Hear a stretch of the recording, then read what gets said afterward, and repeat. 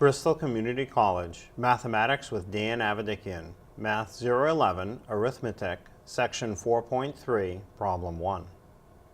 This is Section 4.3, Problem 1. It says the following figure consists of 100 little squares made up of 10 rows of 10. And Part A asks, what percent of the squares are shaded? So if you see the lower portion is shaded, and each row has 10, so you have 10, 20, 30, 40, 50 out of the 100 rows are shaded, so what percent? That would be 50%. And Part B asks, what percent of squares are not shaded? So the not shaded squares, there's also 50 of those. You can either subtract that from the total of 100 or count the blank ones. You should get the same result either way. 10, 20, 30, 40, 50 out of 100 are not shaded, so that's also 50%.